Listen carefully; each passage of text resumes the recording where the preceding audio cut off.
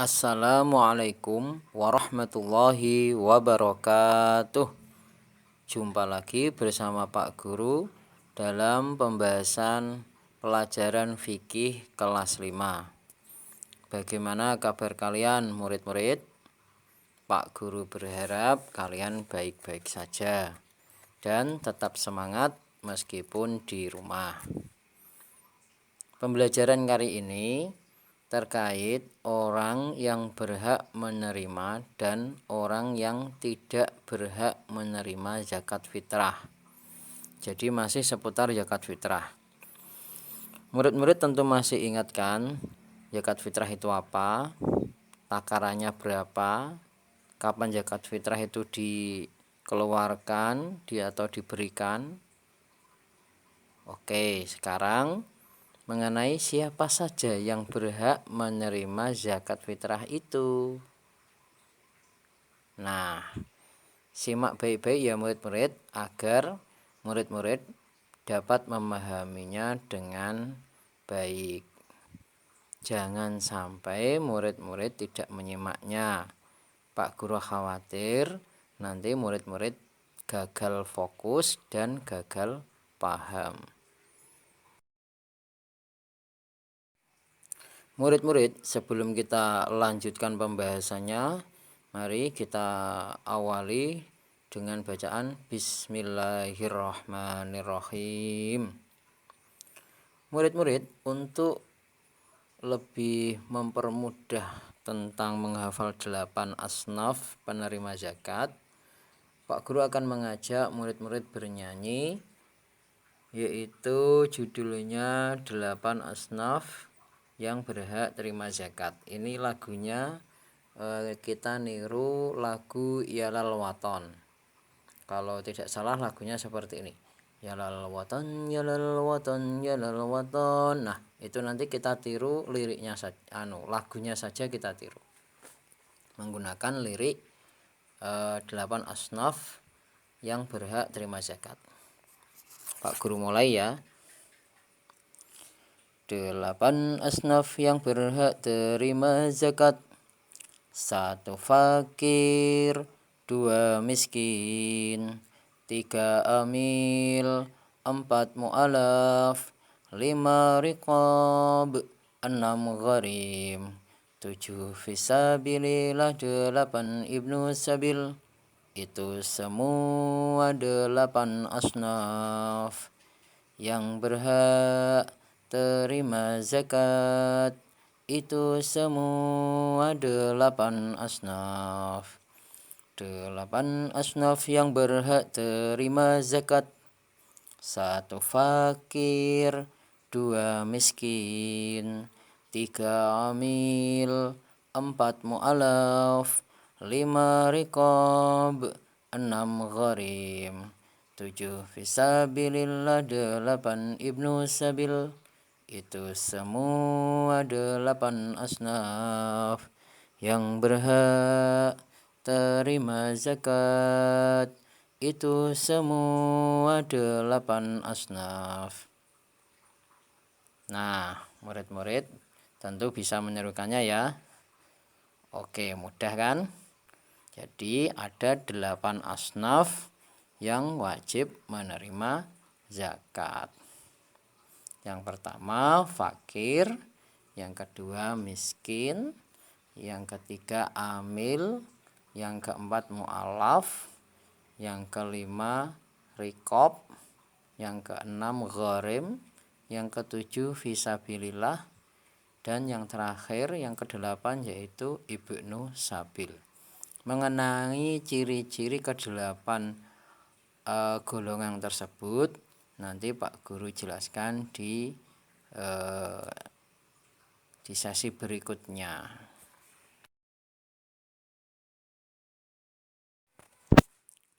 Tadi kalian sudah Pak Guru ajak untuk bernyanyi terkait dengan 8 asnaf yang berhak menerima zakat fitrah. Pada sesi kali ini yaitu Pak Guru ingin memberitahu kalian bahwa di dalam Al-Quran itu ada satu surah yang memuat tentang 8 asnaf tersebut, yaitu lebih tepatnya surat At-Taubah, yaitu Al-Quran surat nomor 9 ayat 60. Pak Guru bacakan ya. A'udzu billahi minasy syaithanir rajim.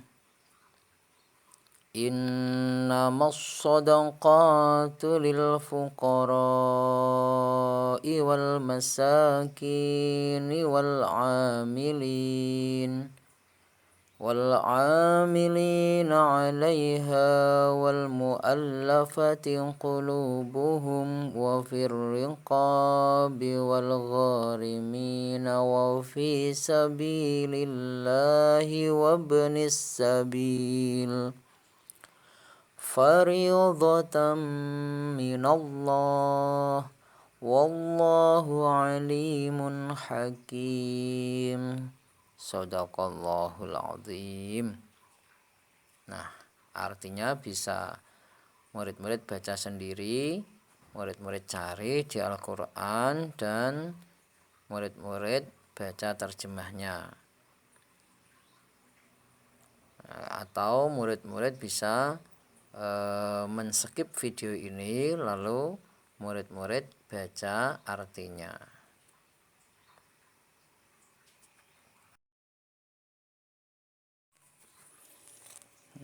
Seperti yang Pak Guru janjikan di atas, yaitu terkait kejelasan 8 asnaf yang berhak menerima zakat fitrah.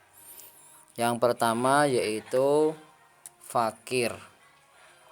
Fakir adalah orang yang tidak memiliki harta benda dan tidak memiliki pekerjaan. Ya, sudah nggak punya uang, nggak punya tempat tinggal, nggak punya cadangan makanan, pengangguran sisan. Nah, itulah fakir. Apakah ada saat ini orang fakir? Saya yakin masih ada. Cuman sudah sedikit. Yang kedua, miskin. Miskin adalah orang yang memiliki harta tetapi hanya cukup untuk memenuhi kebutuhan hidupnya. Ya, bisa dibilang miskin ini punya harta cuman cukup. Artinya cukup itu untuk saat ini, besok pagi sudah kebingungan lagi, cari-cari lagi. Jadi penghasilannya itu cukup untuk sekali makan. Nah, itulah miskin. Apakah kalian termasuk yang miskin atau yang fakir? Pak Guru berharap tidak termasuk dua-duanya ya. Amin ya rabbal alamin. Yang ketiga yaitu amil. Apa itu amil? Amil adalah orang yang mengelola pengumpulan dan pembagian zakat. Jadi jika ada suatu organisasi beranggotakan beberapa orang, terus dia mengumpulkan zakat, kemudian membagikan zakat-zakat itu, nah petugas zakat itulah yang disebut amil. Mengenai amil ini bisa dilakukan berjamaah, juga bisa seorang atau satu orang. Yang keempat, mu'allaf. Apa itu mu'allaf? Mu'allaf adalah orang yang masih lemah imannya karena baru mengenal dan menyatakan masuk Islam. Lebih tepatnya, mu'allaf adalah orang yang baru masuk Islam, yang imannya masih goyah, yang mudah sekali untuk keluar lagi dari agama Islam. Itulah yang disebut mu'allaf. Pak, kalau mu'allafnya itu sudah kaya sendiri bagaimana Pak? Ya tetap berhak menerima zakat. Ini tidak masalah orang itu sudah kaya atau yang lainnya. Ini masalahnya imannya orang itu, khusus mu'allaf itu masih goyah-goyah. Nah, supaya kuat ya kita beri zakat fitrah. Tetapi kalau dia menolak ya tidak apa-apa, kita kasihkan yang lain. Yang kelima yaitu riqab. Riqab ini artinya budak muqatab. Budak mukhatab yaitu budak sahaya yang memiliki kesempatan untuk merdeka tetapi tidak memiliki harta benda untuk menebusnya. Jadi dalam proses perbudakan zaman dulu itu namanya ada budak mukhatab. Mukhatab itu dia itu bisa merdeka dengan cara membayar dirinya sendiri, memerdekakan dirinya sendiri dengan membeli dirinya sendiri dari tuannya. Nah, karena dia tidak punya harta, maka dia tidak bisa merdeka selamanya. Nah, itu wajib, itu berhak, orang itu berhak, budak itu berhak menerima zakat fitrah. Yang keenam, gharim. Apa itu gharim? Gharim yaitu orang yang memiliki hutang banyak sedangkan dia tidak bisa melunasinya. Nah, ini sekarang itu kalau masalah hutang piutang itu banyak sekali orang yang berhutang. Apakah mereka termasuk gharim? Nah, mungkin saja ya, mungkin saja tidak. Karena orang yang berhutang itu ada kalanya dia untuk usaha, ada kalanya dia memang untuk makan. Nah, yang dimaksud gharim ini menurut pemikiran Pak Guru sendiri itu adalah orang yang kebanyakan hutang untuk memenuhi kebutuhan makan. Kalau untuk kebutuhan bisnis itu bukan gharim. Kalau untuk kebutuhan bisnis itu dia akan mendapat keuntungan dari bisnisnya itu lalu dapat mengembalikan hutang-hutangnya. Tapi kalau hutang untuk makan itu kan sudah memang betul-betul dia kesulitan dari segi ekonomi. Yang ketujuh yaitu sabilillah. Sabilillah adalah orang-orang yang berjuang di jalan Allah sedangkan dalam perjuangannya tidak mendapatkan gaji dari siapapun lah. Jadi jika ada orang yang berjuang menegakkan agama Allah dan dia tidak mendapatkan upah, orang itu berhak menerima zakat fitrah. Kalau di kampung-kampung itu biasanya para guru ngaji ya, kiai-kiai seperti itulah. Dia kan tidak mendapat upah kan. Nah, itu biasanya sebagai penyemangat beliau berhak mendapat jatah bagian zakat fitrah. Makanya terbiasa santri-santri di desa itu kalau zakat fitrah diberikan Pak Yainya ya, karena Pak Yai selama ini enggak ada yang gaji kan. Oke, yang terakhir adalah Ibnu Sabil. Apa itu Ibnu Sabil? Ibnu Sabil yaitu orang yang kehabisan bekal dalam perjalanan sehingga sangat membutuhkan bantuan. Ini contohnya seperti anak-anak, seperti murid-murid ngepasi menempuh perjalanan ke Jakarta contohlah. Dalam perjalanan uangnya habis, kebingungan, nggak ada yang dimintai bantuan. Nah, anak-anak berhak mendapat jatah zakat fitrah. Demikian penjelasan singkat dari Pak Guru terkait dengan 8 golongan yang berhak menerima zakat. Pak Guru ulangi sekali lagi, berhak. Ini adalah hak. Jadi hak itu boleh diambil, boleh tidak. Jadi beda dengan kewajiban. Kalau kewajiban itu harus dilaksanakan. Tetapi kalau hak ini kita dapat jatah, mau diambil atau tidak. Nah, kalau tidak ya enggak apa-apa. Seperti itu dari Pak Guru. Dan semoga anak-anak tidak gagal paham ya. Masih konsentrasi kan? Oke, Pak Guru lanjut. Nah, orang yang tidak berhak menerima zakat fitrah itu ada atau tidak? Nah, kalau ada yang berhak ya tentu ada yang tidak berhak. Lalu siapa orang itu? Siapa mereka? Orang-orang yang tidak berhak menerima zakat fitrah itu siapa? Nah, tolong simak baik-baik penjelasan Pak Guru berikut ini ya. Karena ada penjelasan dari Abdullah Muhammad yang diambil dari kitab Al-Mughni. Ada 7 kriteria orang yang tidak berhak menerima zakat fitrah. Yang pertama, orang kaya. Yang kedua, hamba sahaya. Hamba sahaya ini budak yang tidak ada kesempatan untuk merdeka. Ini hamba sahaya. Yang ketiga, keturunan Rasulullah Shallallahu Alaihi Wasallam, yaitu para habaib kalau zaman sekarang. Yang keempat, orang yang tidak beragama Islam atau non Muslim, jadi selain Muslim tidak dapat jatah. Yang kelima, orang yang tercukupi nafkahnya oleh orang yang menanggungnya. Nah, ini seperti ada seseorang yang sudah ditanggung kehidupannya oleh orang lain, maka orang itu tidak dapat jatah zakat fitrah. Yang keenam, orang yang dinafkahinya. Nah, artinya orang yang dinafkahinya itu apa? Ya orang yang seperti istri dapat nafkah dari suami. Nah, istri itulah tidak mendapat jatah zakat fitrah karena hidupnya masih dinafkahi oleh suami.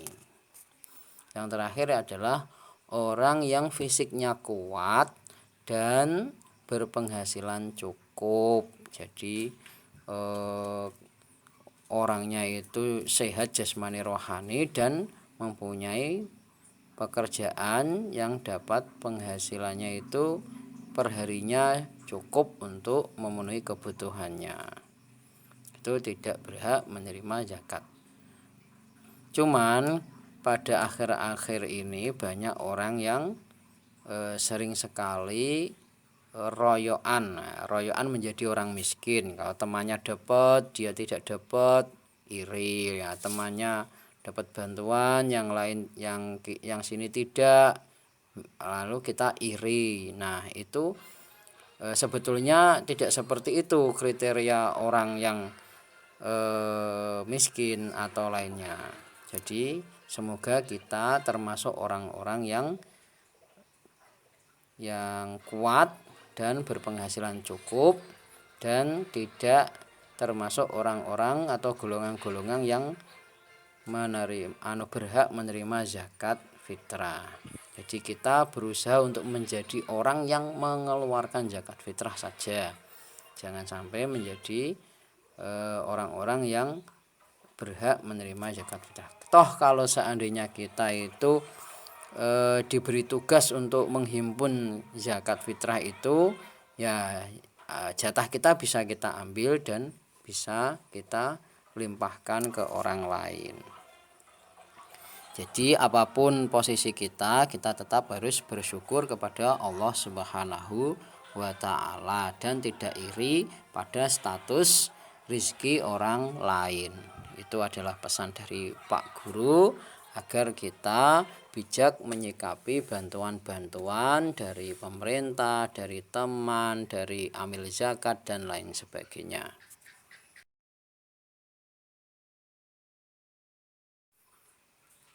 Demikian penjelasan dari Pak Guru terkait orang-orang yang berhak menerima zakat fitrah dan orang-orang yang tidak berhak menerima zakat fitrah.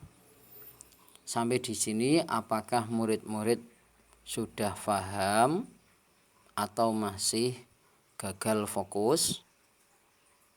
Oke, pasti sebagian masih ada yang gagal paham ya. Bagi yang gagal paham jangan khawatir, putar kembali saja videonya. Tidak paham satu kali, putar lagi 2 kali. Tidak paham lagi, putar lagi. Kalau masih tidak paham, tutup videonya dan tidur sebentar. Kemudian bangun, putar lagi. Seperti itu. Artinya jangan pernah putus asa memahami sesuatu agar kalian termasuk orang-orang yang sukses. Demikian dari Pak Guru, mohon maaf atas segala kekurangan, kesalahan. Pak Guru akhiri, wassalamualaikum warahmatullahi wabarakatuh.